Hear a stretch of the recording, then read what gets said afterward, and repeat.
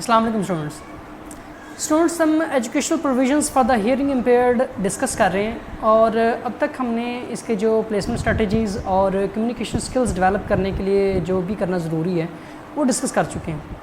अब कुछ general considerations हैं, क्योंकि इसमें अगर स्पीच एंड लैंग्वेज यानी कम्युनिकेशन अगर डेवलप कर दी जाए तो बाकी काम काफ़ी हद तक आसान हो जाता है, लेकिन फिर भी बहुत सी कुछ ऐसी छोटी छोटी बातें हैं जिनका ख्याल रखना हियरिंग इम्पेयर्ड चिल्ड्रन उनकी एजुकेशन के हवाले से ज़रूरी है।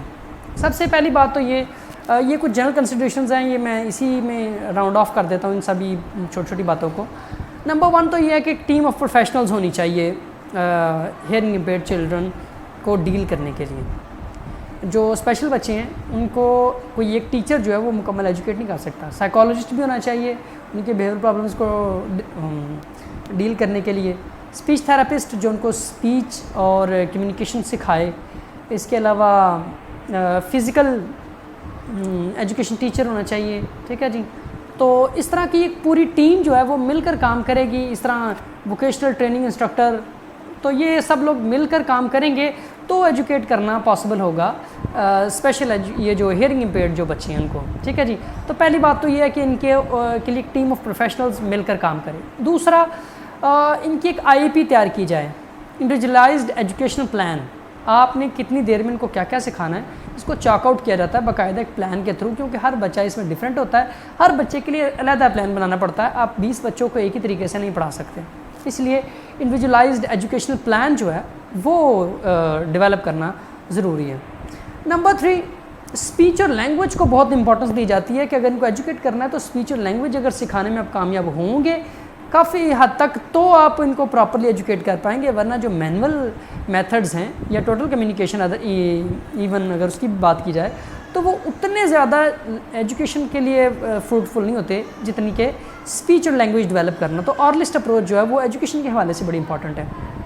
ठीक है जी, इसके अलावा जो इनके लिए आप स्पीच एंड लैंग्वेज के अलावा आप इनकी जो लिप रीडिंग है इसी के under he speech and language को आप जब डेवलप करना चाह रहे हैं तो आप इनकी ऑडिटरी ट्रेनिंग और लिप रीडिंग के लिए आप प्रॉपरली प्रोनाउंस करें, वर्ड्स को लाउड प्रोनाउंस करें, एक ख़ास स्पीड से प्रोनाउंस करें, फेस के ऊपर कोई चीज़ नहीं होनी चाहिए, आप क्या जो फेस है वो हमेशा बच्चों की तरफ होना चाहिए। तो ये सब चीज़ें जो उनसी हैं उनकी लिप रीडिंग के लिए ज़रूरी होती हैं।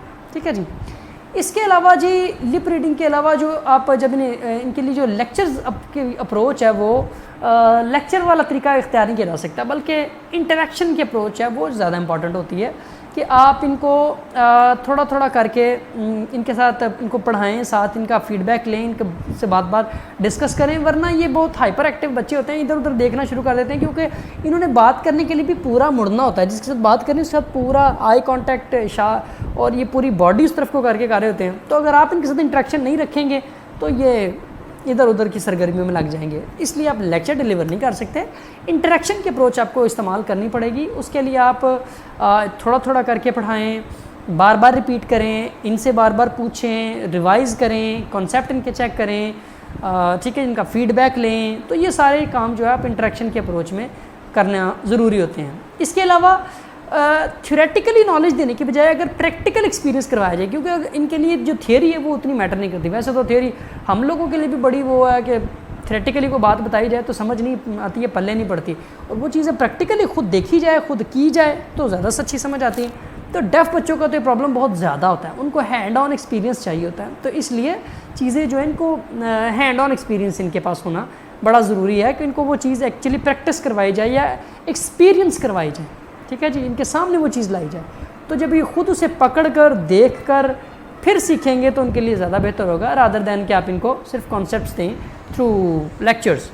ठीक है जी, इसके अलावा ये आप टोटल कम्युनिकेशन के अप्रोच भी इस्तेमाल कर सकते हैं। अगर कहीं ऑरल या मैनुअल अप्रोच काम नहीं कर रही तो टोटल कम्युनिकेशन का भी इस्तेमाल किया जाए, या मल्टी सेंसरी अप्रोच जिसे कहा जाता है, तमाम सेंसेस का इस्तेमाल किया जाए। आप इनके लिए विजुअल्स पेश कर सकते हैं, आप उनके लिए कोई प्रोजेक्टर दे सकते हैं, उसके थ्रू कोई ये था कि नोट्स टेकिंग इनकी आसान हो, चीज़ों को विजुअली प्रेजेंट कर सकते हैं, वीडियो के फॉर्म में प्रेजेंट कर सकते हैं। ठीक है जी, तो या प्रैक्टिकल एक्सपीरियंस के तौर पर ब्लॉग्स वगैरह इस तरह की चीज़ें इनके सामने ला सकते हैं। तो ये अप्रोच जो उनसी है ज़्यादा बेहतर होती है। आप मल्टी सेंसरी अप्रोच भी जो उनसे वो इस्तेमाल कर सकते हैं। ठीक है जी, इसके अलावा अगर इनकी बात की जाए तो मल्टी सेंसरी अप्रोच के अलावा जितनी ज़्यादा इनको प्रैक्टिकल करवाया जाएगा, ठीक है जी, हर चीज़ का अगर प्रैक्टिकल करवाया जाए और प्रैक्टिकल के लिए इनको अगर असाइनमेंट्स दी जाएँ ख़ास तौर पर, तो वो ज़्यादा बेहतर होता है। क्योंकि अगर सिर्फ़ और सिर्फ क्लास में काम करवा दिया जाए तो ये हाइपर एक्टिव होते हैं, उस वक्त थोड़ा बहुत करके बाद में छोड़ देंगे। लेकिन अगर इनको कोई घर से करने के लिए काम दिया जाए प्रैक्टिकली, तो ये ज़्यादा अच्छा उस काम में इन्वॉल्व अगर होंगे तो उसको सीख लेंगे, वरना सीखने का प्रोसेस जो है बड़ा मुश्किल होगा इनके लिए, ठीक है जी। और ये कुछ इनकी जनरल कंसिड्रेशंस हैं जो इनकी स्टडी के हवाले से इंपॉर्टेंट होती हैं, इनको माइंड में रखना ज़रूरी होता है, जिसमें प्रोफेशनल्स हों, आईईपी हो, लैंग्वेज सिखाना इसमें ऐड किया जाए, ठीक है जी। इसके अलावा स्पीच रीडिंग और ऑडिटरी ट्रेनिंग इसमें हो, इंटरेक्शन की अप्रोच हो, ठीक है जी। और लेक्चर मेथड की बजाय प्रैक्टिकल या हैंड ऑन एक्सपीरियंस को ज़्यादा प्रेफर किया जाए, ठीक है जी। और इनको इसके अलावा जो इनके एड्स का इस्तेमाल किया जाए, टेक्नोलॉजी का मैक्सिमम इस्तेमाल किया जाए, ताकि टेक्नोलॉजी के थ्रू इनको जो चीज़ें पहुंचाई जा सकती हैं वो पहुंचाई जाएं, ठीक है जी। इनके कॉन्सेप्ट चेक किए जाएं, रिवीजन की जाए, छोटे छोटे पीसेस में चीज़ पढ़ाई जाए, ठीक है, आसान से मुश्किल की तरफ ले जाया जाए, थ्योरेटिकल की बजाय प्रैक्टिकल पर ज़्यादा जोर दिया जाए, मल्टी सेंसरी अप्रोच इस्तेमाल की जाए। तो ये सब छोटी छोटी एजुकेशनल कंसिड्रेशंस हैं जिनको हमें माइंड में रखना पड़ता है जब हम एक हियरिंग इम्पेयर्ड बच्चे को पढ़ा रहे होते हैं। तो ये चैप्टर कंप्लीट हो गया आपका, इंशाल्लाह पेपर इसी के अंदर से कंप्लीट हो जाएगा मोस्ट प्रोबेबली। तो फ़िलहाल के लिए इतना ही। ओके स्टूडेंट्स, थैंक यू, अल्लाह हाफ़िज़।